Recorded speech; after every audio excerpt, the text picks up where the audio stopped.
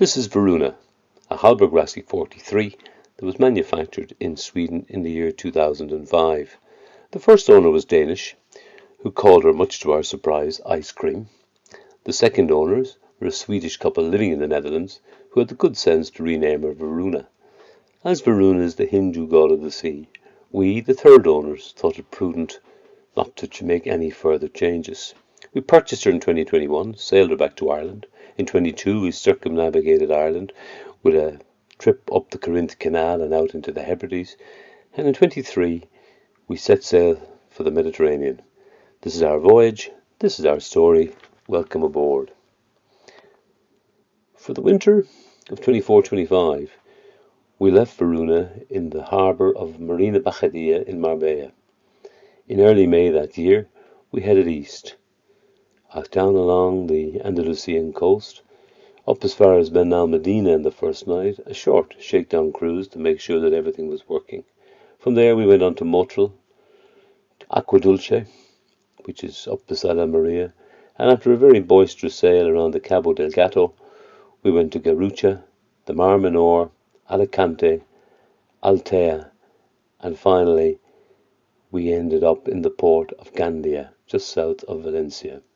From Gandia, we did the 50 nautical mile sail across to the island of Ibiza, making our landfall in the lovely town of San Anton de Portmanet. The wristbands back that we got for access to the toilets and showers. So I'm doing that now. As you can see, the place is absolutely beautiful.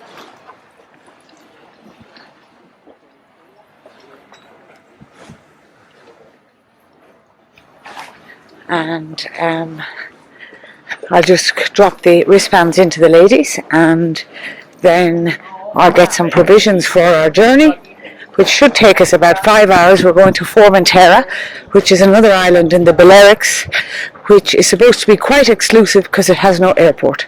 So we're going to sail down, and we're going to pick up a mooring buoy there because we can't get into the marina.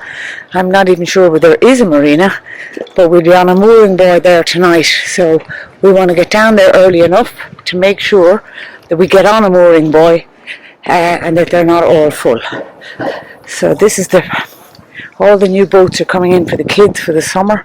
There's kayaks and uppies, etc. There's the harbour master's office that I'm going into now. So bye bye. Good morning, 17th of May.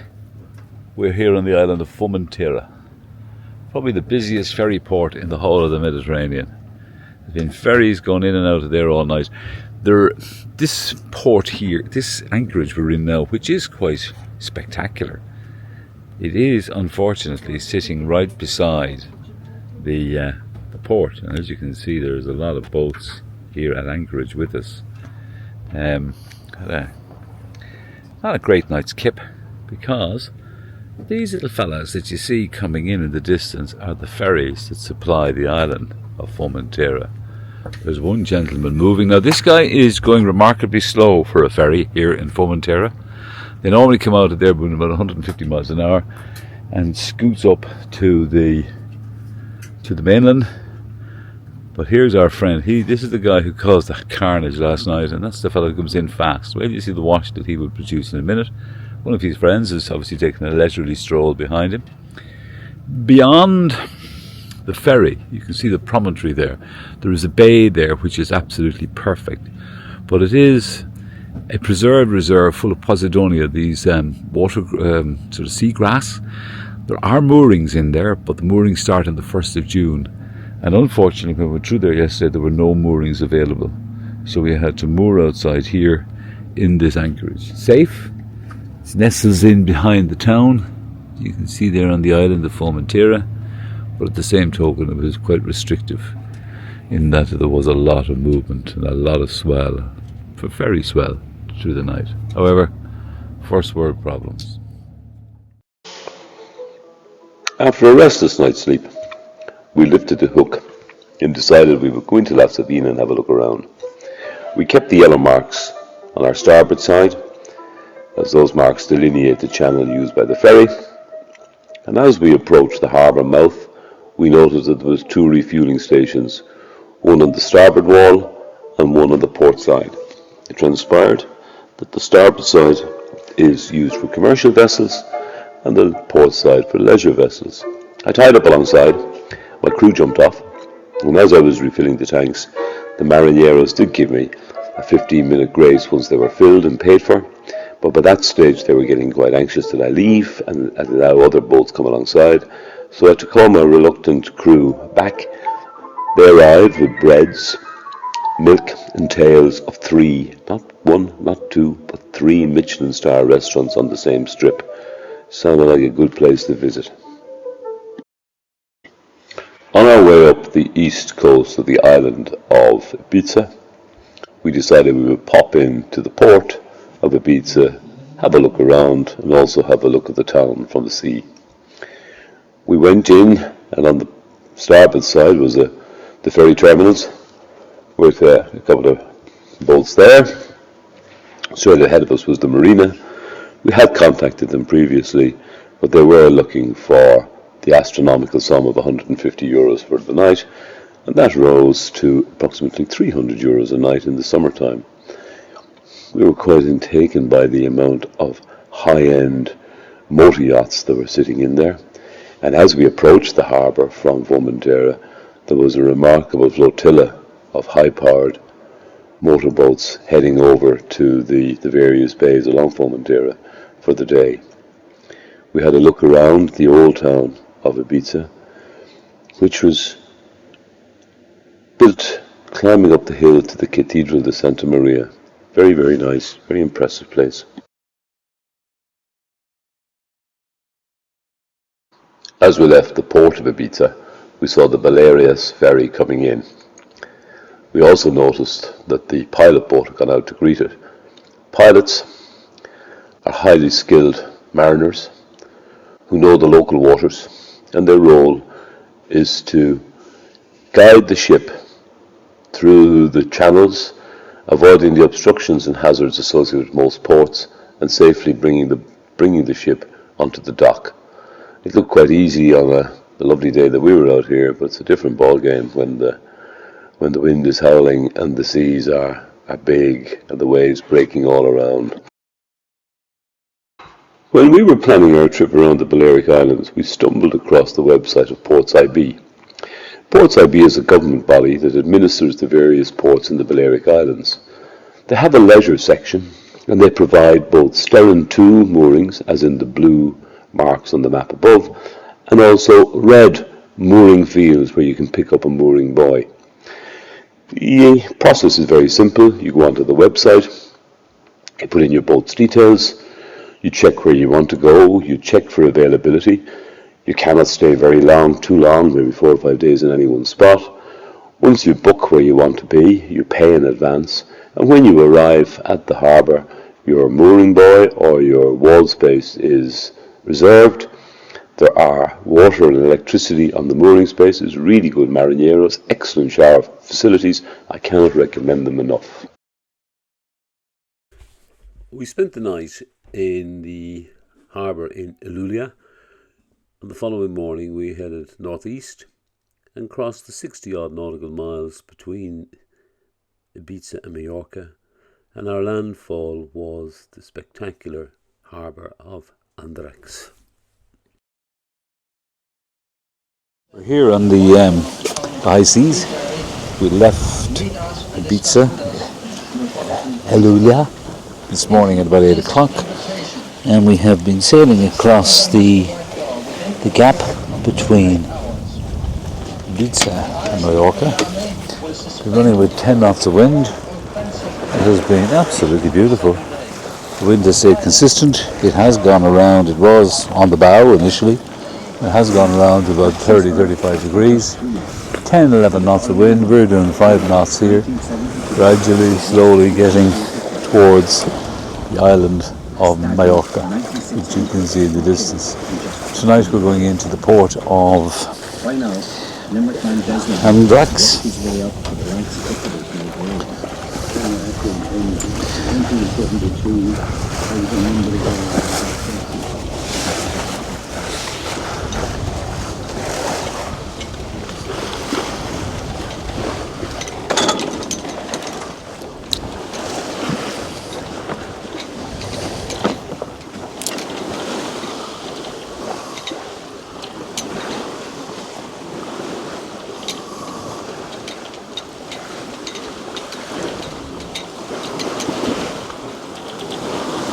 Here are the original sails that came with the boat. We have gone off and purchased another set of sails, but at the moment we're just going to keep using these. It's a furling main, it goes into the mast, it sails there very well. We have our chute here in case we need it. And off down in the distance, the yacht called the Malo 43 called Butje, owned by two girls, two women. They're both beside us in the marina in Valencia. And they obviously come up the west side of Ibiza. We come up the east side. And the east side definitely gave us a better approach to the island, which is looming up in the distance, but we're still about 3 miles, 3 hours out. The sea is beautifully blue. It's absolutely spectacular.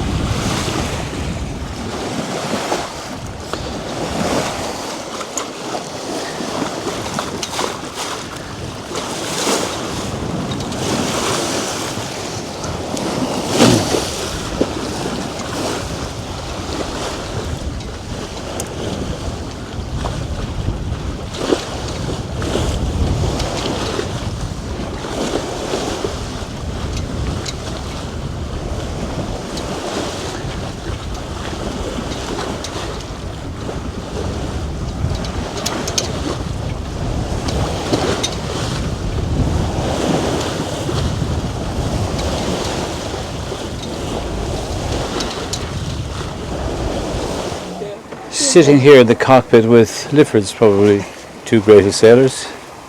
We have the boatswain herself and the CMO, the Chief Medical Officer on board, followed by the Chief Orca Spotter back here, who has suddenly been made redundant by the fact that we're now in the Mediterranean.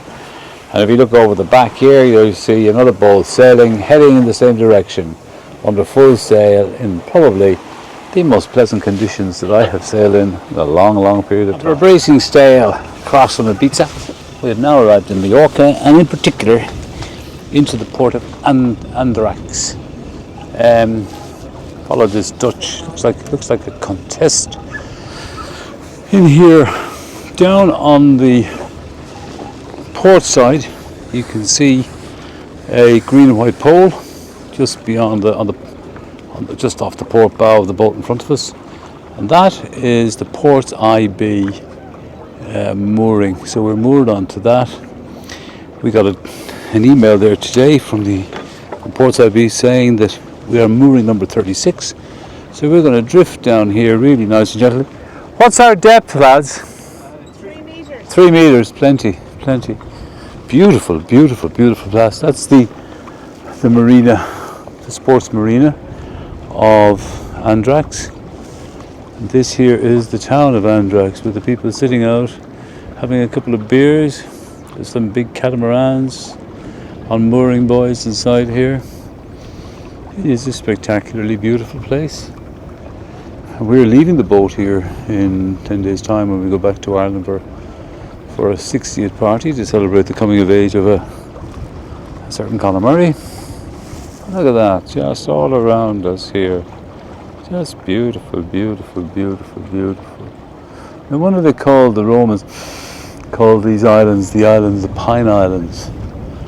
Because as you look everywhere there is, it's nothing but a mass of pines growing on the hills behind.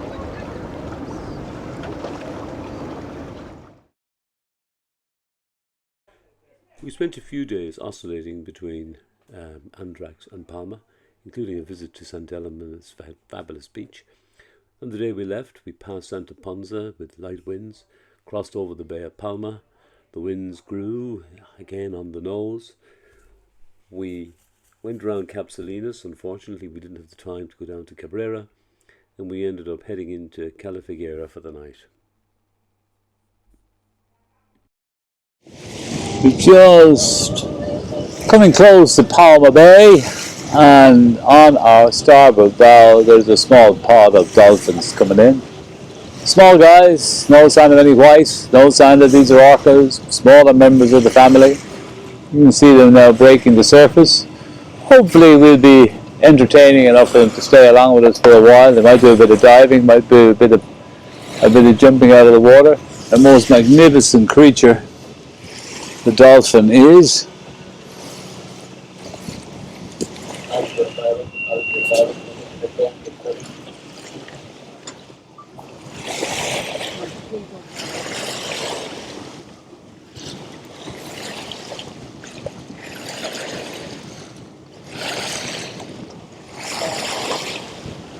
They seem to have disappeared, which is not unusual for them.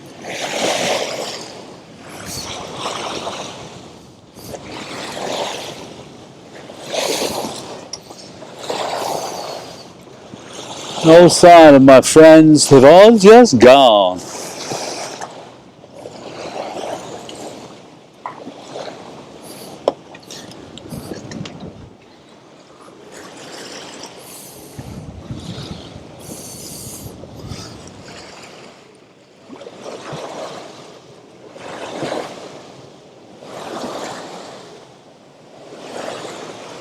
Bizarre, isn't it? One minute they're there, and the next minute they disappear completely.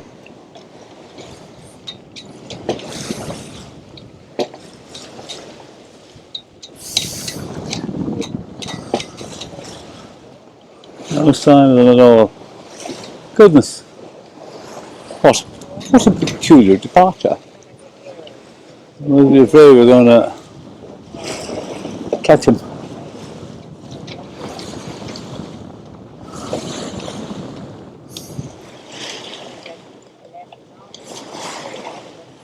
Southeast corner of the island of Mallorca, and off in the distance is the Isle of Cabrera, which is a protected reserve, natural park.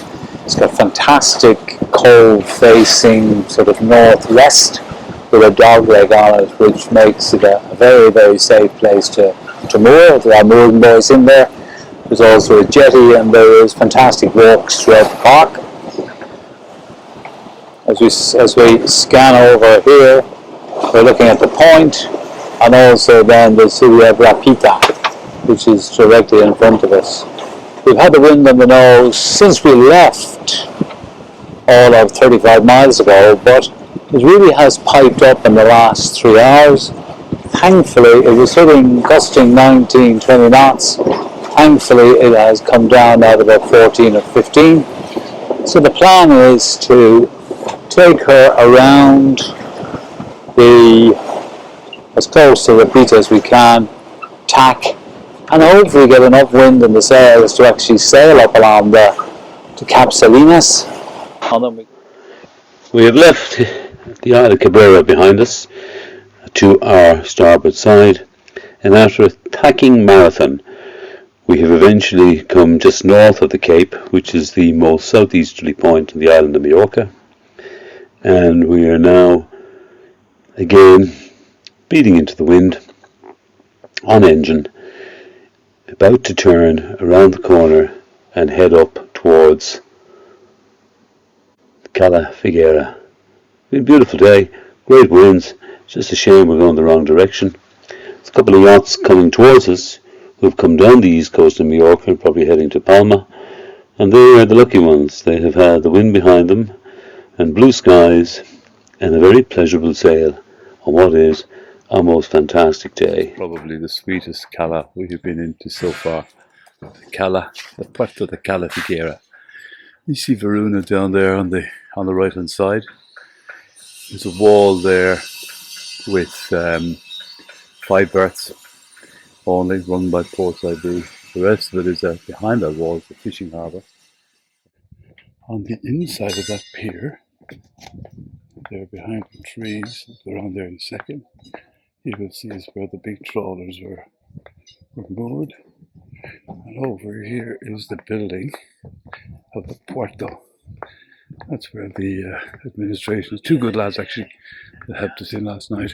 Very, very good. Just take a quick stroll up here, get an idea, real feel for this place. It's stunningly beautiful.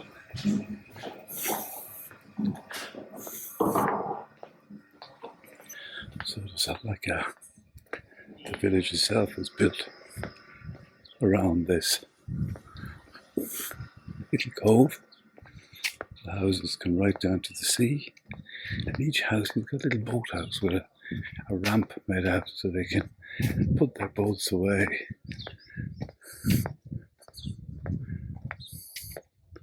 It is stunningly magnificent. You see the boats all in here.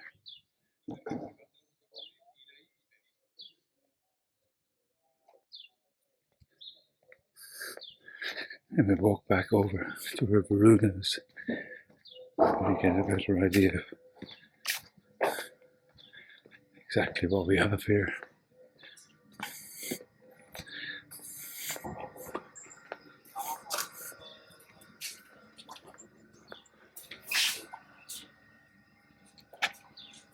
There are the toilets in here, currently being washed. Out we go here. Back out here to the...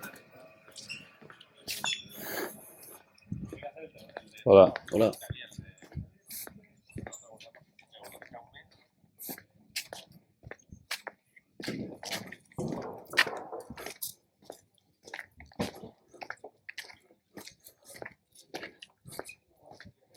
Hey dog, you're a great fella, aren't you?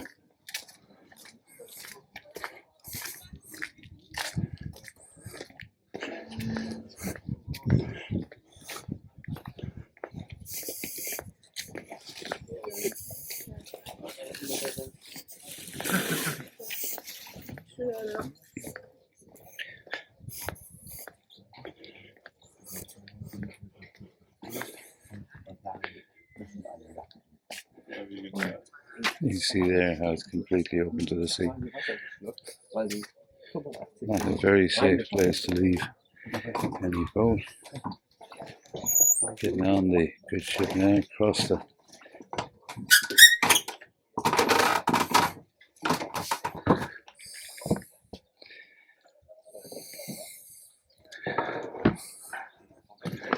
You can see how it is completely open to the outside.